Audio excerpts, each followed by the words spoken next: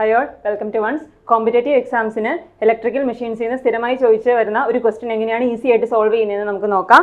നമ്മുടെ ക്വസ്റ്റ്യൻ ഇതാണ്. If the flux per pole of a shunt wound DC generator is half and the number of poles is doubled, the generated EMF at constant speed is. Generated voltage നെ എന്ത് സംഭവിക്കുന്നു? നമ്മുടെ flux per Paul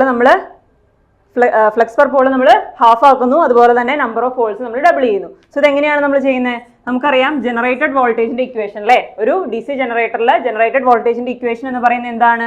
E G is equal to 5Zn divided by 60 into P divided by A ആണ് അല്ലേ. ഇവിടെ 5 എന്ന് പറയുന്നത് flux ആണ്, ഫ്ലക്സ് പെർ പോൾ ആണ്.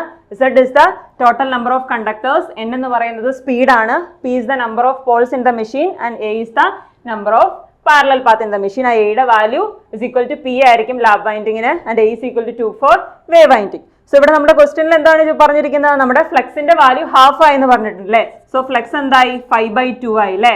അതുപോലെ തന്നെ ഇസഡിന് ചേഞ്ച് വരുന്നില്ല, അതുപോലെ തന്നെ എന്നിന് ചേഞ്ച് വരുന്നില്ല, ബൈ 60 ഇൻറ്റു പിന്നെ എന്താണ് നമ്മളോട് പറഞ്ഞേക്കുന്നത്? പിയുടെ വാല്യൂ 2p ആയി, അല്ലെങ്കിൽ പോൾസിന്റെ വാല്യൂ ഡബിൾ ആയി അല്ലേ. സോ എന്ത് സംഭവിച്ചു? 2p ആയി അല്ലേ.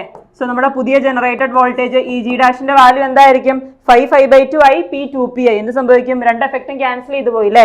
സോ 2ഉം 2ഉം ക്യാൻസൽ ചെയ്ത് പോയപ്പോൾ നമുക്ക് എന്ത് കിട്ടി? E G dash is equal to E G എന്ന് കിട്ടി അല്ലേ. അതായത് നമ്മുടെ പുതിയ ജനറേറ്റഡ് വോൾട്ടേജും നമ്മുടെ ഒറിജിനൽ കണ്ടീഷനിൽ ജനറേറ്റ് ചെയ്ത വോൾട്ടേജും രണ്ടും സെയിം ആയിരിക്കും. സോ നമ്മുടെ ഓപ്ഷൻ എന്തായിരിക്കും? റിമൈൻസ് ദ സെയിം ആയിരിക്കും. സോ ഇതാണ് നമ്മുടെ ആൻസർ. സോ ഈ വീഡിയോ എല്ലാവർക്കും യൂസ്ഫുൾ ആയി എന്ന് വിശ്വസിക്കുന്നു. സോ പുതിയ വീഡിയോ ആയിട്ട് നമുക്ക് അടുത്ത സെഷനിൽ കാണാം. അതുവരെ keep watching our channel. Thank U.